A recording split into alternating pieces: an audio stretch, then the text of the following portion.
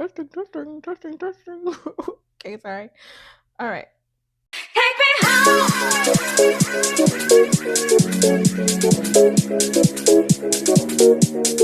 Take me home. What's up, y'all? It's Dr. Dime. I'm back today with another video.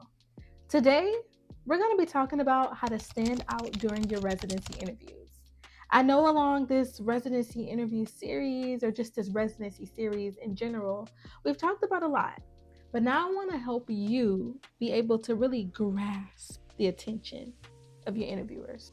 If you're wondering how to actually stand out, meaning how to make people not forget you when they've already interviewed 100 other applicants, I got you.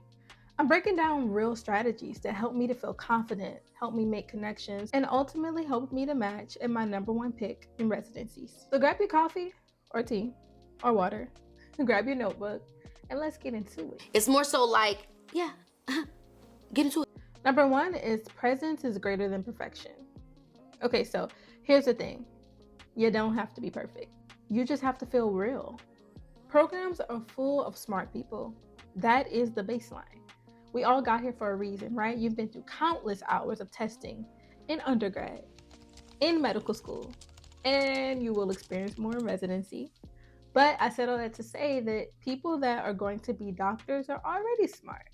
So that doesn't really make you any different, in my opinion. So before every interview, you can take like 30 seconds to yourself and just remind yourself of that. You deserve to be here. You don't have to perform. You don't have to be perfect. The mindset truly changes the energy completely. And it does change the way that you show up and are even able to show up in this whole process. If your energy says, I'm teachable, I'm humble, I'm kind, then that will get you a long way.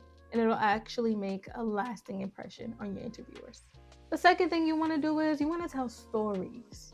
Okay, you don't want to recite facts. You're not there to come off as you're reading off of your CV. That's not the point. That's already in the application. They've already seen that. You need to connect on a human level and do storytelling. Seriously. Would you prefer to hear something like this and or would you prefer for people to engage and just interact and tell you real examples and use their hands and use that's why you're watching this video, because I'm doing all those things. If I was like this the whole time, yes, this is what you're going to do for you would have clicked off. And some of you already have. oh, But they've read your application. They don't know who you are, though. They know who you are on paper. They don't know you. So that's what they're trying to get to know. Make sense? So let me give you a quick little example. Instead of saying, I'm passionate about family medicine because I like continuity of care, you could say something like, I grew up watching how hard it was for people in my community to find doctors that actually listen to them. That's what made me want to be that kind of doctor. You see? It's short, it's personal, it's real, and it actually reflects your lived experiences. It shows why you care and not just that you care. Again, do not try to make your story sound perfect. Just make it sound like you. And the more specific you are, the more authentic it feels. Match your energy to the room. Some interviews are a bit more formal, so you want to make sure that you come with that formal energy. Again, it's not to say change who you are, but in certain settings, you do behave in different ways. Some interviews may seem a bit more casual, but honestly, I wouldn't even really go with that too much, because just because they're casual doesn't mean that you can be casual. So match the energy, but still always keep your formality in a sense, right? You always want to be like the way I'm sitting right now. You probably wouldn't sit like that in an interview. I'm kind of slouched over because I'm more relaxed. We're casual, we're talking. But in an interview, I would be more like such. You know, see that difference? It's subtle too. It's not a big change, but it's just something that's a little bit more formal versus casual. Also, avoid doing things like this. That's more casual. You know, again, posture is everything, and eye contact is too. So we'll get into that. That brings me to my next tip: eye contact. eye contact, eye contact. Especially if you're doing an interview on Zoom, you need to look. Right now I'm looking in the, like, I'm looking at the lens. I'm not looking at the screen. Cause see how that's different? Now I'm not looking directly at you. I'm looking at my screen. Now I'm looking at you. That is one tip that I got that made a world of a difference for me whenever I was doing my mock interviews. Made the world of difference for me. Look into the camera. If you're in person, look at the eyes. If you're afraid to look at the eyes because it makes you nervous, look at the nose. Look right here. They cannot tell if you're looking here or here. It's a little trick that my mom taught me. Hey, shout out to my mama. You ate that. But yeah, it's a little tip that she taught me. Look here. And then on Zoom or Teams or whatever, don't look here. Look at the camera. Another thing you can do if you really want to stand out in your interviews is practice, because it does show. Mock interviews are very helpful. Again, that is how I got that tip on looking inside of the camera. If you don't do mock interviews, how can you know what you're doing well and what you're not doing as well? You can ask any of your faculty members to help you with mock interviews. If you have family members that are doctors, you can ask them. Just anybody that would be willing to listen.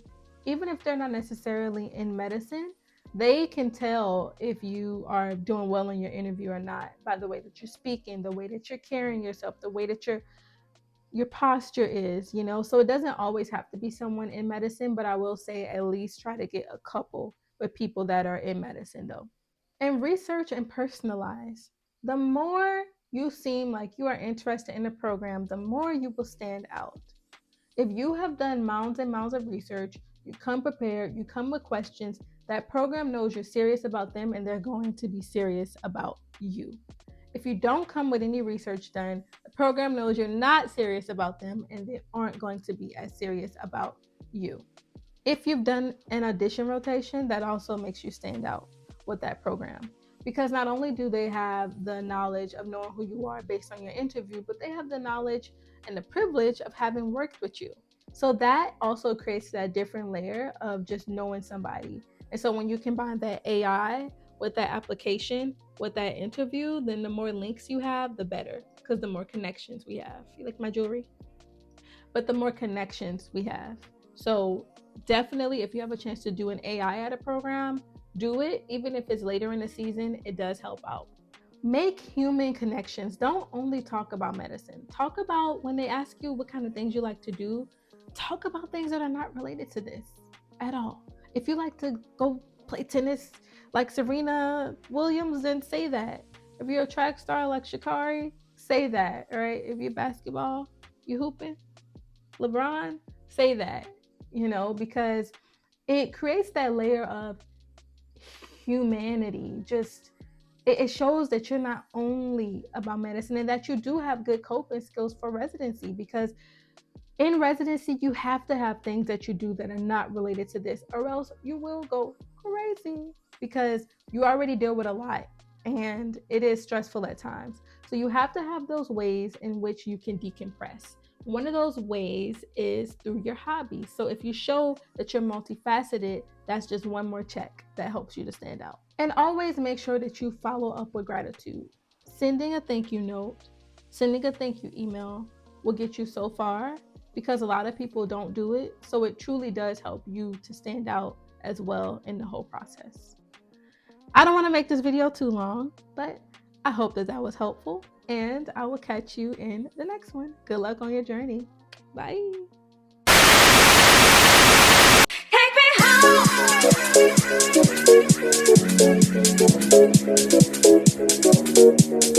Take me